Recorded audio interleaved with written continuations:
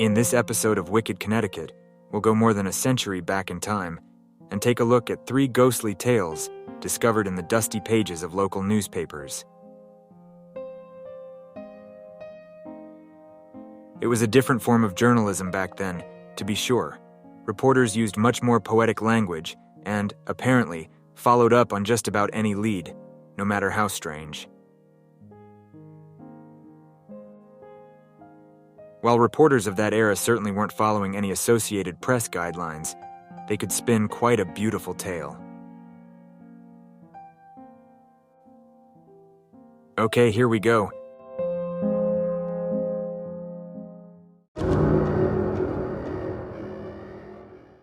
Story number 1. During the summer of 1896, the community of East Killingly, Connecticut gained an unwanted new resident, a specter which came to be known as the Woman in Black. This odd visitor was said to roam the town at night, and when confronted by locals, managed to evade them with impressive feats of athleticism, before returning yet again another evening. Was the Woman in Black a ghost? An alien? Or was the whole tale made up? Here's what a newspaper write-up from August 27, 1896 states: "During the past 2 weeks there has been a great deal of excitement in East Killingly by the nocturnal rambles of some unknown person known as the Woman in Black, who spends her time stalking along the highway, gazing into windows, and performing other equally brilliant exploits. Several attempts have been made to capture this Black Ghost, as she has been called by some of the people, but all have proved a failure, as she easily leaps over the ropes spread to trip her and easily skims over boxes and barrels that have been piled up to cause her to tumble, or to keep her from entering the houses. Only 3 evenings ago, 25 young men from here went to see this ghost, but were unable to see her, as she seemed to be among the missing that night, and has remained so ever since. The people were so frightened that they did not dare to go out of the house after 8 o'clock at night." The day after that story was published, the newspaper ran a follow-up, and it turns out the Woman in Black was neither supernatural nor a woman. This article, headlined "Mystery of the Black Ghost Cleared Up," ran on August 28, 1896. It reads, "The mystery of the Black Ghost of East Killingly has at last been cleared up. 2 young men of that place, practical jokers on many occasions in the past, have been found out as the cause of the disturbance. By the aid of a waterproof, an old broom, and about a dozen fellows led into the secret, they have succeeded in scaring a large number of over-superstitious men and women. They would dress the broom up, and one of them would hold it over his head, and then walk up and down the streets and into dooryards, thrusting the broom against the doors and windows of all the houses that he passed. Then he would run down the street, while those who were in on the secret would follow until he had disappeared, and would then come back and say, 'Well, we chased him, and all at once he vanished. He must be a ghost.'" There's a line in that story about the prankster kids that states they used a quote-unquote waterproof in their little hoax. That's a rain slicker of some sort, a coat with a hood. So the youth would put a waterproof over a broom and position the human-looking thing in front of windows throughout town, scaring people half to death before running off. As for the athleticism associated with the so-called Woman in Black, I suppose that can be explained as young legs propelled by an extra boost of adrenaline. It's not clear why the Woman in Black was thought to be female. I guess the hood of the raincoat could have looked like long hair to some. Or maybe townspeople mistook the laughter of mischievous boys fleeing the scene of a well-executed prank for the ominous cackling of the Woman in Black.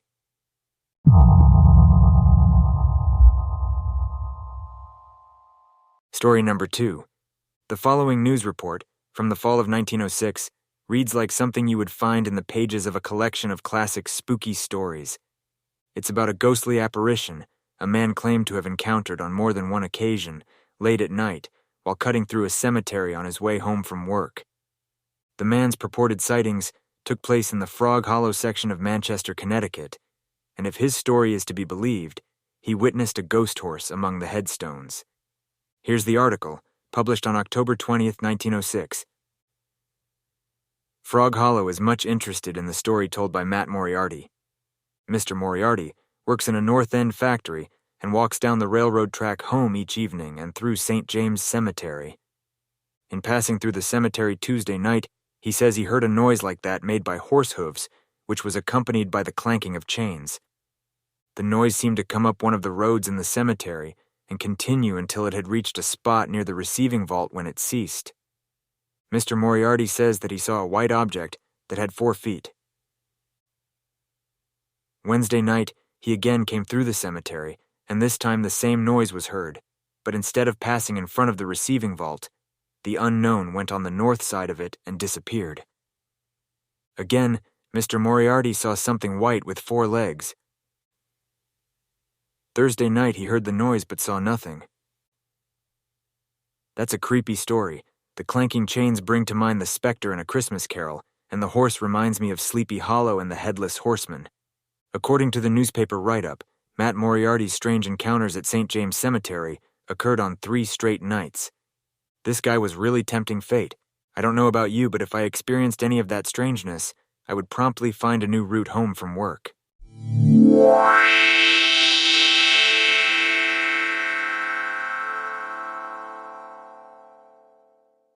Story number 3.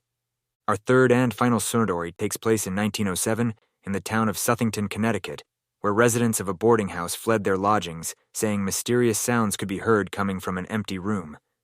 Adding intrigue to the claim, the previous occupant of that room died just days before. While authorities believe the man took his own life, others say he was murdered, and the suicide was staged. Perhaps the deceased man's ghost drove his former housemates to seek new living arrangements. The following article was published on July 27, 1907.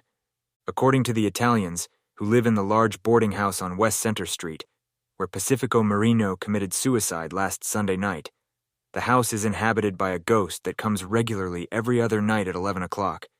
Its first appearance was Monday, and a boarder was awakened by 4 groans, which apparently came from the room where the dead man took his life.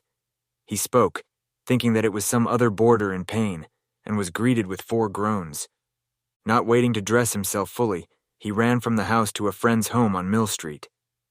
Other boarders heard the same noises, as they say, and when it skipped Tuesday, they accounted for it by their imagination. Wednesday, the groans were heard again. Today, the Italians were busy skirmishing around for other rents, so that by this evening the large house was vacant. Some of the Italians in town hold that the man never committed suicide, as the muzzle of the revolver was filled with dirt, as if an attempt had been made to hide the weapon. The medical examiner and the state police say that there was every indication outside of the dirt that the man had taken his life.